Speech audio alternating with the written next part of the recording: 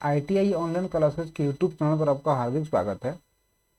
अभी की इस वीडियो में देखने वाले हैं आईटीआई का फर्स्ट ईयर का इलेक्ट्रीशियन ट्रेड का बहुत ही शानदार टॉपिक है। ये बहुत ही शानदार टॉपिक, और यहाँ से हमेशा एक आपको क्वेश्चन जरूर एग्जाम में मिलेगा। जरूर 110% यहाँ से क्वेश्चन आपको एक एग्जाम में देखने को मिल जाएगा। ठीक है, जो कि है कृत्रिम श्वसन। कृत्रिम श्वसन, देखिए कृत्रिम श्वसन मतलब कि अगर आपको, क्योंकि आप एक इलेक्ट्रीशियन हैं, तो इलेक्ट्रीशियन आप जहां कहीं भी काम कर रहे हैं, अगर मानकर चले कि आपको किसी प्रकार का क्षति पहुंचा, तो सबसे पहले आप किस विधि से और किस मेथड से आप एक दूसरे को हेल्प कर सकते हैं। ठीक है, मतलब कि हेल्प करने की विधि है, कैसे उसको बचा सकते हैं। सबसे पहले हम लोग क्या करेंगे, कहाँ चोट लगा है तो कैसे करेंगे, अच्छा क्यों करेंगे, ये भी सब जानकारी हम इस वीडियो में आपको देने वाले हैं। तो यदि आप चैनल पर नए हैं तो सब्सक्राइब कर लीजिए और आप अपने दोस्तों के पास शेयर जरूर करिए, ताकि इतनी इंपॉर्टेंट टॉपिक वो भी कवर कर सके। तो चलिए चलते हैं अपने टॉपिक के ऊपर। देखिए सबसे पहले कृत्रिम श्वसन, आर्टिफिशियल रेस्पिरेशन। कृत्रिम श्वसन मुख्यतः 4 प्रकार की होती है। कौन कौन? सेफर विधि, Schafer's method, Silvester method, mouth to mouth method, mouth to nose method. ये सब क्या है, सब चीजें हम लोग समझेंगे। देखिए कृत्रिम श्वसन, अगर आप एक विद्युत कर्मी हैं और आप कहीं काम कर रहे हैं, और काम करने के दौरान अगर आपको किसी प्रकार का क्षति या आपके दोस्त पे किसी प्रकार का क्षति पहुंचने के दौरान उनको चोट कहाँ लगा है, घायल कहाँ हुए हैं, उसके अनुसार हम लोग चारों विधि का काम करेंगे। ठीक है, तो सबसे पहले हम लोग चलते हैं सेफर विधि पर, कि कहाँ चोट लगा है तो हम लोग सेफर विधि का प्रयोग करेंगे। अच्छा, सेफर विधि का प्रयोग कैसे करेंगे ये भी हम सब चीजें देखेंगे। सबसे पहले चलते हैं सेफर विधि की तरफ। देखिए सेफर विधि, इस विधि में रोगी के सीने के बल अर्थात उल्टा लिटा दिया जाता है। कैसे? देखिए इस प्रकार से, ये फिगर है, आपको ये देखना है कि यदि आपका दोस्त किसी प्रकार का, मतलब विद्युत कर्मी है, अगर किसी प्रकार का क्षति पहुंचा है और उसके सीने में, यानी कि यहाँ सीने में इस साइड, अगर इस साइड उसको चोट लगा है, तो सबसे पहले वो लोग क्या करेंगे। अच्छा एक मिनट, सॉरी, सेफर के लिए यहाँ पर ऊपर में अगर चोट लगा है, तब ऊपर में अगर चोट लगा है तब कहाँ से काम करेंगे। यदि ऊपर में यानी कि पीठ के बल, यहाँ पर अगर यहाँ पर चोट लगा है, तो हम लोग सेफर विधि का प्रयोग करेंगे। कैसे करेंगे? रोगी के सीने के बल अर्थात उल्टा लिटा दिया जाता है। इस विधि को तब प्रयोग में लाया जाता है जब रोगी के पीठ पर जलने की घाव पड़ जाए। पीठ पर, यहाँ पर पीछे जलने का घाव, जैसे अगर आप विद्युत कर्मी है, आपको लाइन मार रहा है आपको, तो लाइन मारने के दौरान आप वहां से गिर गए, जैसे कि आप किसी हाइट पर काम कर रहे हैं, यहाँ पर काम कर रहे हैं और आपको करंट लगा, तो आप नीचे गिरिएगा, और नीचे गिरने के दौरान अगर आपको पीठ पर चोट लग गया, तब हम सेफर विधि का प्रयोग करेंगे। इस विधि में रोगी के छाती एवं गर्दन को वस्त्र हटा दिया जाता है। जैसे छाती, यहाँ पर अगर आप शर्ट पहने हैं तो उस शर्ट को हटा दिया जाता है, ठीक है, या ढीले कर दिया जाता है। यहाँ आपके बटन जो है ना, उसको खोल दिया जाता है, उसको आप हटा दीजिए या उसका बटन जो है खोल दीजिए। ये आपको सबसे पहले करना है। ये अगर चोट लगा है तो अब प्रथम स्थिति क्या है, फर्स्ट कंडीशन, क्या क्या करना होता है। देखिए रोगी के घुटने के समीप, रोगी के जो घुटना है, घुटने के समीप बैठकर अपने हाथों को रोगी के कमर पर रख दें। अगर एक मिनट,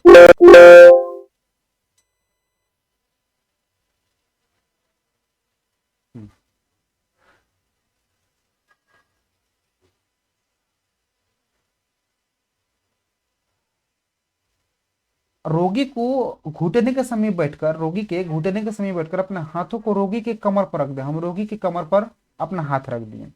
अब हाथों को चारों उंगली को चिपका दे, एवं इस प्रकार रखे कि आपका जो अंगूठा, जैसे मान के चलिए कि आपका ये हैंड है, तो ये जो मान के चलो कि अंगूठा है, और यहाँ से ये 5 उंगली है, ठीक है, 4 उंगली है और 1 अंगूठा है। तो आपको अंगूठा इस डायरेक्शन में रखना है कि अंगूठा और आपका अंगूठा के जो समीप उंगली है, ये दोनों उंगली के बीच में 90 डिग्री का कोण बनना चाहिए। यानी कि पूरा आपका पूरा मतलब कि उंगली फैलाकर, ठीक है। इस प्रकार दोनों हाथों को कमर पर रख के दोनों अंगूठे स्पर्श करते हुए शेष उंगलियां बगल की ओर रखी जाती है। दोनों हाथों के जो कमर पर आप रखे हैं, दोनों अंगूठा अंगूठा से स्पर्श करते हुए जो आपका शेष उंगली है, ये बाकी जो शेष उंगली है, ये इनके अंगुलियों बगल की ओर रखी जाती है, मतलब कि नीचे, यहाँ पर नीचे। अब अंगूठा को पीठ पर और बाकी को नीचे। कैसे? अंगूठा को पीठ पर और बाकी को नीचे। कैसे रखिएगा? देखिए, ये आप अंगूठा रखे हैं, यहाँ पर आप अंगूठा है और बाकी जो इसका उंगली है ये इसके नीचे है। ये आपको हमेशा ध्यान रखना है। ये कब? जब उसके पीठ में मतलब कि जलने या घाव पड़ने की स्थिति हो तो। सेकेंड मेथड क्या कहता है? अब हाथ द्वारा अपना भार डालिए। जो आप हाथ रखे हैं, ये इस हाथ द्वारा अपना एक भार डालिए, क्योंकि दबाना है ना, उसको दबाना है। भार डालते समय स्वयं मतलब खुद को भी थोड़ा झुका ले, आप खुद भी थोड़ा सा झुक ले। ऐसा नहीं कि आप 90 डिग्री के एंगल पे बैठे हैं और दबा रहे हैं, नहीं, खुद को भी थोड़ा सा झुकना पड़ेगा। 2-3 सेकंड के पश्चात यानी बाद में भार को कम करते हुए हाथ को पूर्व स्थिति में ले आते हैं और स्वयं को झुकाव भी सीधा कर लेते हैं। मतलब कि आप 2-3 सेकंड तक ऐसे करिए, फिर उसके बाद अपना हाथ वापस ले लीजिए, यानी कि हटा लीजिए और फिर अपना सीधा आप खड़े हो जाइए। इस क्रिया को 10 से 12 बार, मतलब 1 मिनट में 10 से 12 बार करना है। और जब तक करना है तब तक श्वास सामान्य ना हो जाए, मतलब कि सांस लेने ना लग जाए। इस प्रकार से हम लोग शेफर विधि का प्रयोग करते हैं। अब यहाँ पर आपका ऑब्जेक्टिव क्वेश्चन आता है इस टॉपिक से, शेफर विधि से। ऑब्जेक्टिव क्वेश्चन कैसे आता है कि किसी भी विद्युत कर्मी को जब पीठ में जलने या घाव जल जाए या घाव पड़ जाए, उस स्थिति में किस विधि का प्रयोग करते हैं? तो आप हमेशा याद रखिएगा, शेफर विधि का। दूसरा क्वेश्चन शेफर विधि से ही संबंधित है। अगर आप जिसको आप ट्रीटमेंट दे रहे हैं उसके साथ अपने चारों उंगली और अंगूठा के साथ कितना डिग्री का एंगल बनना चाहिए? तो आप डालिएगा हमेशा 90 डिग्री का एंगल बनना चाहिए। 2 क्वेश्चन यहां से आते हैं, ठीक है, शेफर विधि से। अब चलते हैं नेक्स्ट विधि। नेक्स्ट विधि क्या है? सिल्वेस्टर विधि। उसमें तो हम लोग देख रहे थे कि जिसको पीठ पर चोट लगा है, उसको, जिसको अगर पीठ पर चोट लग गया है उसमें हम लोग देख रहे थे। लेकिन इस विधि में करना क्या है आपको कि जिसको ऊपर यानी कि चेस्ट पर या मतलब कि पेट तरफ चोट लगा है, उस विधि में हम लोग क्या करेंगे? इस विधि को कहते हैं सिल्वेस्टर विधि, सिल्वेस्टर्स मेथड। इस विधि में रोगी के चित यानी कि पीठ के बल लिटा दिया जाता है, यानी कि पीठ आपका इसका नीचे हो जाएगा। पीठ कैसे हो जाएगा? नीचे हो जाएगा। इस विधि का प्रयोग तभी होता है जब पीड़ित के छाती की ओर जलने के कारण छाले पड़ जाते हैं, यानी कि छाती में जब चोट लगा है तो पीड़ित व्यक्ति के छाती एवं वस्त्रों को ढीला कर देना चाहिए। उसमें भी प्रक्रिया कर रहे थे, इसमें भी प्रक्रिया करना है कि आपको जो कपड़ा है उसको हटा देना है, निकाल देना है। सिर के भागे के ऊपर उठाने के लिए गर्दन के नीचे तकिया लगा देना चाहिए। यहाँ पर तकिया गर्दन के नीचे, सिर के नीचे नहीं, गर्दन के नीचे, ठीक है। देखिए ध्यान से, यहाँ पर तकिया कहाँ लगा हुआ है? गर्दन के नीचे तकिया लगा हुआ है ताकि आपका सिर जो है इस प्रकार से झुका रहे। अगर आप सिर पर तकिया लगेगा तो सिर आपका उठ जाएगा, लेकिन आपको सिर पर नहीं लगना है, गर्दन के पास रखना है। रोगी का मुंह खुला एवं उसका जीवा मतलब कि जीभ है बाहर निकलवाना चाहिए ताकि वायु मार्ग अवरुद्ध ना हो। जो उसका मुंह है उसको आप खुलवा दीजिएगा, आप मुंह खोल के रखिए या जीभ को बाहर निकाल लीजिए। इस पीरियड में होगा क्या कि उसमें जो सांस जा रहा है, हवा जा रहा है, उसका रुकावट नहीं होगा। आपको पता होना चाहिए कि जब भी अगर आप मुंह खोल लेते हैं, आप सामान्य रूप से जो सांस लेते हैं वो तो ठीक है, अगर आप मुंह खोल के जीभ बाहर निकाल कर ट्राई करिए तो आप सामान्य रूप से जो सांस ले उसकी अपेक्षा जीभ बाहर निकाल के जब सांस लेते हैं उसमें ज्यादा हवा प्रवेश करता है। आप थोड़ा सा महसूस कभी किए हैं कि जब भी आप कोई कठिन वर्क करते हैं और आपको हम लोग बोलते हैं कि मतलब हांफी हो गया, तो हांफी आप किस पीरियड में करते हैं? क्या आप मुंह बंद करके हांफी कर सकते हैं? नहीं, आपको मुंह खोला ही करके हांफी करना पड़ेगा। और हांफी होता क्या है? हांफी के समय होता क्या आपके साथ? होता ये है कि जो सांस है, ये हवा आने जाने की विधि है, वो स्पीड हो जाता है। तो स्पीड हो जाता है नहीं कि ज्यादा हवा आने लगता है और ज्यादा हवा निकलने लगता है। तो इसलिए आपको मुंह खुला करके जीभ बाहर निकाल लेना है, ताकि आपका हवा आने जाने की जो विधि है थोड़ा सा स्पीड हो जाए। ठीक है, ये तो इसका विधि था। अब स्थिति क्या है, फर्स्ट कंडीशन किया क्या जाता है, पीड़ित के सिर के पास घुटने के बल बैठ जाइए। ये पीड़ित है, इसके जो सिर के पास अपना घुटना लगा लीजिए और इसके साथ बैठ जाइए। इसके दोनों हाथों के आधे मुट्ठी बांधकर, इसके दोनों हाथ देखिए, इसके जो दोनों हाथ है आधा मुट्ठी बांधकर हाथों को सीधा फैला दे इस प्रकार से। ठीक है, इस प्रकार से इसको फैला दे। जब पीड़ित के दोनों हाथ को धीरे धीरे मोड़कर अपने सीने पर लगाए। इसके दोनों हाथ को जब मोड़िएगा तो देखिए इस पीरियड्स होगा, थोड़ा सा आप महसूस करिएगा कि ये यहाँ से हाथ गया है और मोड़कर फिर इधर कर लिया है, यानी कि जो उसका उंगली है ना उसके गर्दन के पास है, यहाँ से इसे हाथ है और फिर मोड़ कैसे कर लिया है, हाथ इधर नहीं गया, मोड़ लिया फिर ऐसे, यानी कि इस प्रकार से कर लिया है।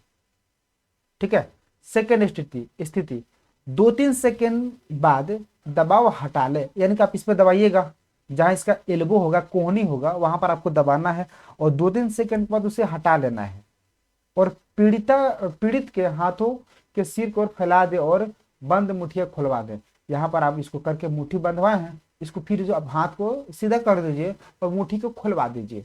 उपरोक्त 10 से 15 बार प्रति मिनट तब तक करें जब तक पीड़ित श्वसन दर सामान्य न हो जाए। आपको यही पीरियड हमेशा करते रहना है।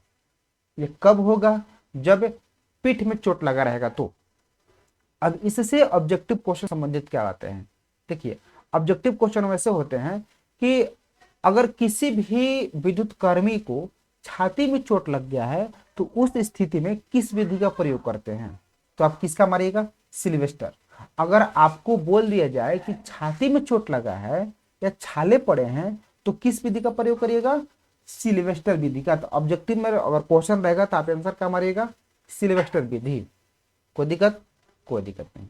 अब चलते हैं नेक्स्ट विधि की तरफ। थर्ड विधि क्या कह रहा है, थर्ड विधि है माउथ टू माउथ मेथड, मुंह से मुंह मेथड। देखिए माउथ टू माउथ मेथड बहुत ही इंपॉर्टेंट है। ये सिर्फ विद्युत कर्मी के लिए ही उपयोगी नहीं है, ये किसी भी प्रकार के वैसे व्यक्ति जिनका सांस रुक गया है, आप इस विधि का प्रयोग करके उनका आप जान बचा सकते हैं। बहुत ही इंपॉर्टेंट है। अच्छा, अगर हम कहें इस टॉपिक जो भी चल रहा है टॉपिक, इस टॉपिक से सबसे ज्यादा VVI है, ये सबसे ज्यादा ये VVI क्वेश्चन VVI टॉपिक है, माउथ टू माउथ। ठीक है, ये प्रत्येक आपके कॉलेज में प्रैक्टिकली सब करके बताया जाता है, दिखाया जाता है। चलिए, माउथ टू माउथ विधि, यह विधि सर्वश्रेष्ठ तकनीकों में से एक है, क्योंकि तुरंत अपनाई जा सकती है। इसमें आप बहुत जल्द ही आप कर सकते हैं। आप मूवी वगैरह में भी देखे होंगे चीजें, माउथ टू माउथ अपनाया जाता है। यदि अचानक विद्युत शॉक या झटका से पीड़ित का श्वसन अवरुद्ध हो जाए मतलब रुक जाए, तो प्राथमिक चिकित्सा के तौर पर यह विधि अपनाई जाती है। और अपना ही नहीं, यदि सबसे पहले यही विधि अपनाई जाती है, पहले आपको यही विधि अपनाना पड़ता है, माउथ टू माउथ। ठीक, अच्छा अब बोलिएगा सर उसमें तो हम लोग पीठ में चोट लगा था तो सेफर विधि का प्रयोग कर रहे थे, और जब चेस्ट में लगा था तो सिल्वेस्टर विधि का प्रयोग कर रहे थे, तो इसमें कहाँ चोट लगेगा तो माउथ टू माउथ हम लोग प्रयोग करेंगे। देखिए इसमें कहीं चोट लगे या ना लगे से मतलब नहीं है। जिस व्यक्ति का सांस नहीं चल रहा है, मतलब नहीं होता कि घुटन महसूस कर रहा व्यक्ति, घुटुक घुटुक के सांस ले रहा है, उस पीरियड में आपको माउथ टू माउथ प्रयोग करना है। प्रथम स्थिति क्या है, पीड़ित को पीठ के बल लेटाल दे। पीठ के बल मतलब कि उसके पीठ नीचे होना चाहिए, देख रहे हैं ना पीठ नीचे है, पीठ के बल लटा दे। अब पीठ के नीचे तकिया रखे, पीठ के नीचे तकिया रखना है, ध्यान रहे, पीठ के नीचे या गर्दन के नीचे। हम कहें तो गर्दन के नीचे रखिए या पीठ के नीचे, आप गर्दन के नीचे ही रखिए, क्योंकि पीछे वाला वीडियो में, पीछे वाला जो टॉपिक था सिल्वेस्टर विधि, उसमें आप गर्दन के नीचे ही तकिया रखे थे। मुंह को थोड़ा लटका दें। अगर आप मान के चले कि ये एक व्यक्ति है, आप यहाँ पर तकिया रखेगा तो उसका जो सिर है लटक जाएगा, क्योंकि यहाँ पर तकिया रखेगा तब इसका सिर उठेगा, और हम यहाँ तकिया लगा देंगे तो इसका सिर लटक जाएगा। तो सिर या मुंह को थोड़ा सा लटका दे, लटकना रहना चाहिए। ठीक है, सेकंड स्थिति क्या कहता है, पीड़ित के मुंह को साफ कर ले। देखिए वो काम कर रहा है तो उसका मुंह में आप डायरेक्ट अपने मुंह को नहीं लगा सकते हैं, क्योंकि उसको पहले साफ करना पड़ेगा। सबसे पहले उसको साफ करें, क्योंकि गुटखा वगैरह खाया है या किसी प्रकार का वो नशा पता किया है तो थोड़ा सा गंध आता है, इसलिए उसको पहले साफ करें। अब उसके खुले मुंह पर कपड़ा रख दें। कपड़ा किस प्रकार का? आपको सूती के कपड़ा रखना है, सूती का कपड़ा, सूती का कपड़ा, ठीक है। कपड़ा रखे और उसके नाक बंद कर ले। सबसे पहले उसका मुंह साफ करना है, फिर उसके मुंह पर कपड़ा रखना है, फिर उसका नाक बंद करना है और मुंह में आवश्यक वेग से हवा भरे। ऐसा नहीं कि इतना ना स्पीड में हवा भर दीजिए वो अकबका जाएगा, ऐसा नहीं है। एक सामान्य रूप से थोड़ा थोड़ा करके हवा उसमें भरना है। ध्यान रहे हवा बाहर नहीं निकलना चाहिए। आप जो भी हवा दे रहे हैं वो सारी हवा उसके मुंह के अंदर जाना चाहिए। यानी कि उसका मुंह और आपका मुंह, उसका मुंह और आपका मुंह एक बेहतरीन ढंग से पैक हो जाना चाहिए, ठीक है। ये तो था आपका सेकंड। अच्छा, इस क्रिया को आपको 10 से 12 प्रति मिनट दोहराते हैं। अब जब तक करना जब तक कि श्वसन क्रिया सामान्य ना हो जाए, यानी कि आपका जनरली ना हो जाए, तब तक ये चीज आपको करते रहना है, ठीक। अब यहाँ सब्जेक्टिव क्वेश्चन कैसे आते हैं, ऑब्जेक्टिव क्वेश्चन की तरफ चलते हैं। ऑब्जेक्टिव क्वेश्चन यहाँ से कैसे देते हैं और उसको हम लोग कैसे सॉल्व करेंगे, देखिए।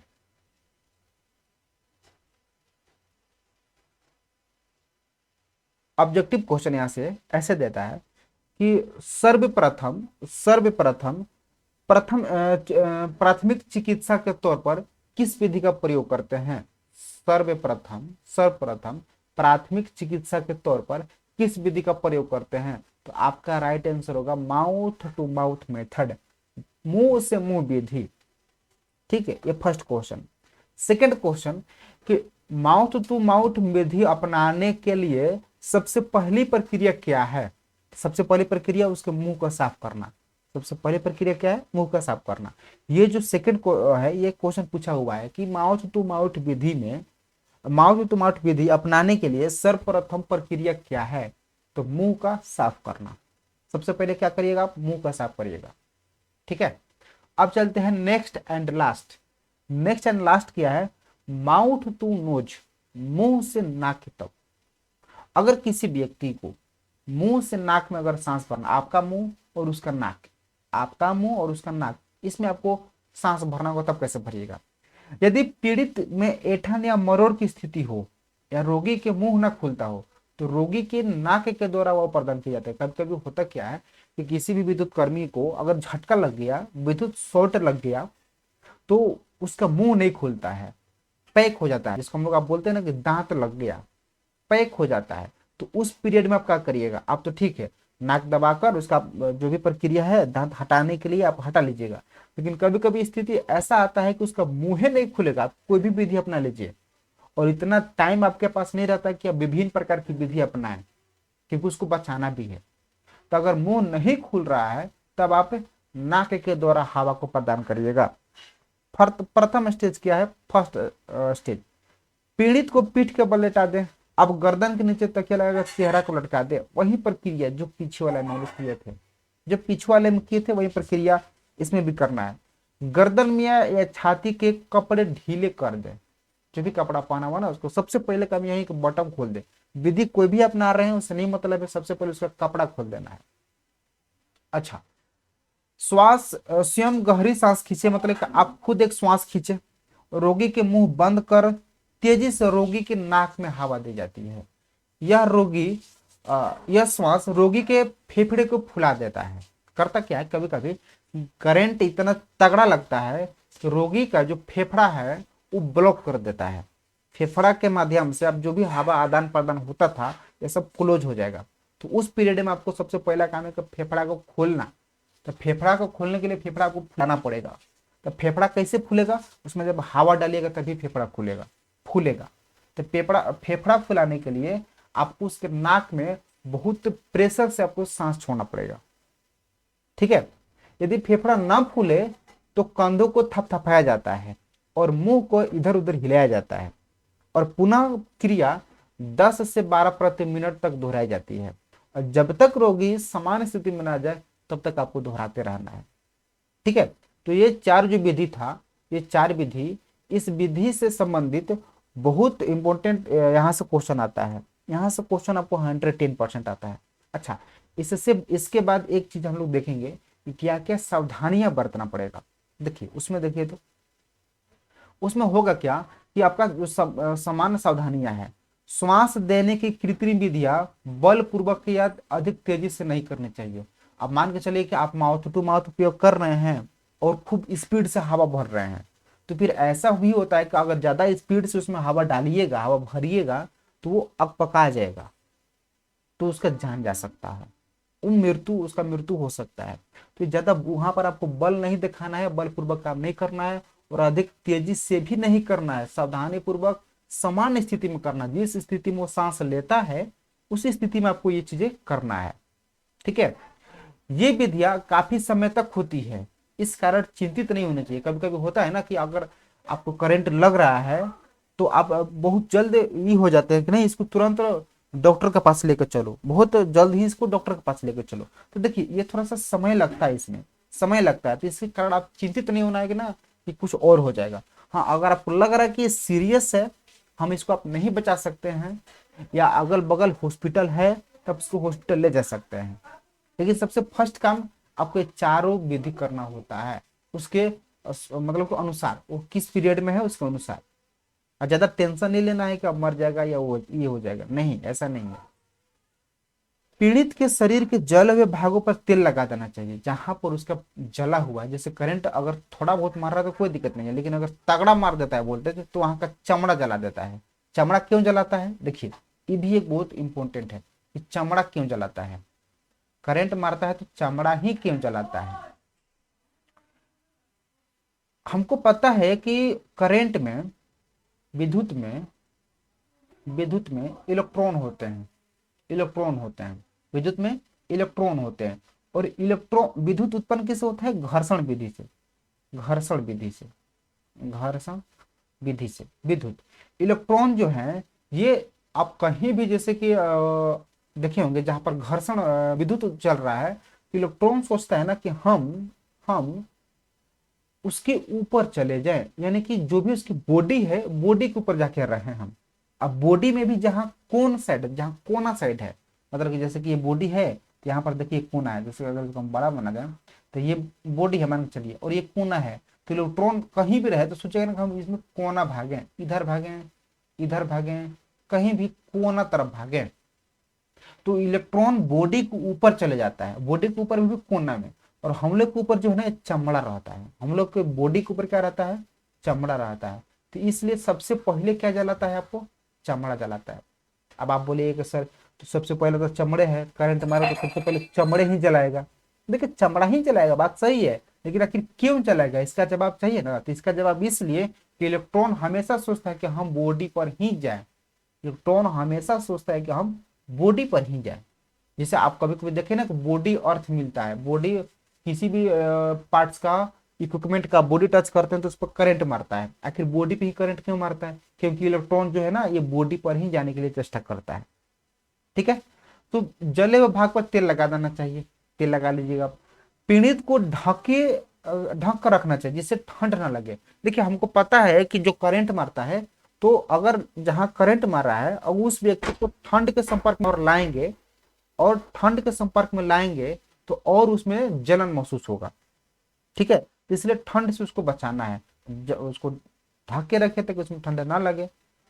पीड़ित को ढक के रखना चाहिए, ठंड ना लगे। ठीक है, कोई भी सुगंधित चीज पीड़ित को सुंघाते रहे, कोई भी चीजें सुंघाते रहे, ताकि होता क्या ना कि जब किसी भी सुगंधित चीज को सूंघते हैं तो वो जो सुगंधित चीज आपके अंदर तक जाता है, तो हवा अंदर तक जाएगा। ठीक है, इतना आपको सावधानियां बरत कर रखना है किसी भी व्यक्ति को अगर करंट मार रहा है तो। ठीक है, तो इतना चीजें हम लोग देखे हैं इस विधि में, चारों विधि में कि क्या से क्या होता है। कृत्रिम श्वसन बहुत ही इंपॉर्टेंट ये टॉपिक था। अगर आपको समझ में आया है तो बहुत बढ़िया, अपने दोस्तों के पास शेयर जरूर करें, और आप चैनल पर नए हैं तो सब्सक्राइब जरूर कर ले, ताकि यहाँ पर आपके एग्जाम से रिलेटेड सारी जानकारी आपको दिया जाएगा, फर्स्ट ईयर का और सेकेंड ईयर का। फिलहाल फर्स्ट ईयर का चल रहा है, फर्स्ट ईयर का रोज शाम 7:30 बजे, रोज शाम 7:30 बजे आपको एक वीडियो जरूर मिलेगा। उसके बाद फिर हम लोग शाम में ही 7 या 8 बजे आप जब बोलिएगा हम लाइव क्लास चलाएंगे। इसमें फिर लाइव क्लास भी चलेगा आईटीआई से संबंधित, ओनली फॉर आईटीआई एग्जाम की तैयारी, क्योंकि आपको पता है कि आपको 2, 2.5 या 3 महीना के बाद आपका एग्जाम है, आपके पास समय है नहीं, और आपका सीबीटी के लिए बहुत इंपॉर्टेंट है ये। ठीक है, तो इसलिए इस चीज को आसानी से देखते रहिएगा। फिर हम आगे वीडियो ऑब्जेक्टिव लेकर आएंगे। ये सब सब्जेक्टिव चल रहा था, क्योंकि आपको ऑब्जेक्टिव सब्जेक्टिव सीखेगा तभी आप ऑब्जेक्टिव सीख पाइएगा। ठीक है, तो बस अब के आज की इस वीडियो में इतना ही। बाकी अगर आपको वीडियो पसंद आ रहा है तो लाइक करके दोस्तों के पास शेयर जरूर करें और आप इस चैनल के साथ जरूर जुड़ें। बस आज के लिए इतना ही।